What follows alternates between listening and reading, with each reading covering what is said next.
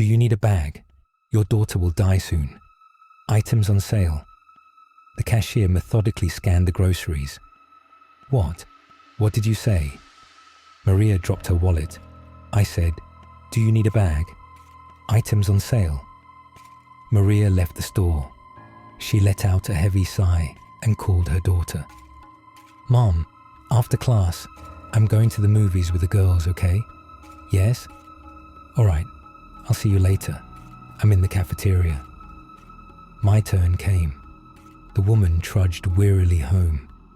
Strange things had been happening for months. Strangers kept repeating the same phrase, almost as if they didn't hear themselves, just like the cashier in the store. Maria could swear she heard, "Your daughter will die soon." She fumbled with the keys at her front door. "Maria, hi," her neighbor called cheerfully. "Remember when you recommended some remedy for—" What happened? Maria turned to her neighbor, tear-streaked, and sobbed. "Inna, everything is wrong." Rubbing her eyes and sighing heavily, Maria told her everything. By chance, the women had become close friends. They had been families together for 10 years, moving into this building around the same time. Their children and husbands got along well. "Oh, this week, I've heard it for the 3rd time. Your daughter will die soon. Is this a warning? What does it mean?" Inna brushed a stray lock of hair from her forehead. At that moment, another apartment door opened, and an old woman peered onto the landing. "You, Maria, need a good witch. She will sort it out." "What witch?" Inna wrinkled her freckled nose. "Maria, remember how you went to all the witches, sorcerers, and psychics? Remember trying to find your relatives? And what? No one helped?" Maria lowered her eyes. She had wanted to find her family or friends, anyone who knew her before.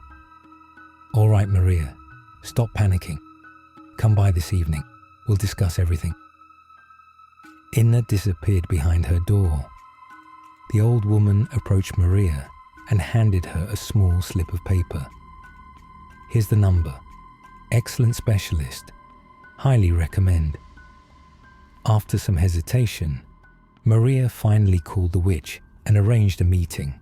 A few days later, the woman was sitting in the kitchen of a completely ordinary apartment. The absence of classic attributes, magic balls, black cats, skulls, gloom, and candles gave hope that she wasn't a fraud. "Let's see a photo of your daughter. Like this." The woman took out a thin crystal on a chain. She moved the pendulum over the photograph, then glared at Maria. "Are you joking? Are you mocking me? Why did you bring me a photo of a dead person? She's not alive. Look at how the pendulum reacts." "Are you trying to test me?" Maria screamed. Tears flooded over her like a heavy wave. The woman jumped up from the chair and ran out of the apartment in a real panic. Maria pulled out her phone and called her daughter. "Hello, Mom," the girl began without greeting. "I'm home now, but at 5 I'll go out. Will you be there by then? Are you okay? Everything all right? My daughter." Hearing her voice, Maria sat on a bench. "Don't go anywhere today. I'll be there in an hour." "Inna, how is this possible?" Maria whispered to her friend in the evening. "Don't tell me I'm overreacting. You are," Inna said confidently, tying her hair into a ponytail. "Don't go where you shouldn't. Everything's fine with your daughter. It will stay that way." The next day, the witch Maria had recently visited called her. Reluctantly, the woman answered. "Hello, Maria. First, forgive me. I acted unprofessionally. Too many people want to test my gift. Secondly, your daughter is alive and well. When you left, I double-checked everything. Someone hid your daughter from death. Understand? A strong spell protected her. Someone tried to trick the old woman with the scythe. That's why the pendulum showed the girl as dead. Death cannot take someone who is alive. Maria was silent, struggling to comprehend the news. Here's what I found out. Upstairs, there are laws of their own. The higher beings can make agreements among themselves, or with special people like me. They can leave one person but take someone else. Your daughter is that someone else. She was promised to death. It could have been anyone, even your great-great-great-grandmother. Time means nothing to the higher beings. They promised that after generations, a specific child could be taken. Maria realized everything had worked correctly. The ritual succeeded. Her daughter was hidden, declared dead, but alive. 13 years ago, Maria woke up at a train station without documents or memory of her past. She had to start her life anew. Fate was kind.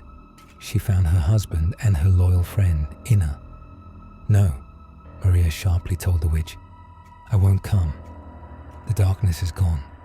My daughter will be fine. I need nothing else." The witch hung up, thoughtful. Everything was connected.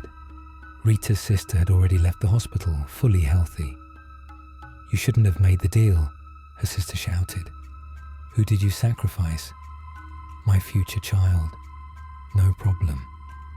I don't want children," Rita replied. "You shouldn't have risked your life," Inna said, hugging Rita. "You will forget everything, but you will be fine. And your child too. I will protect you both."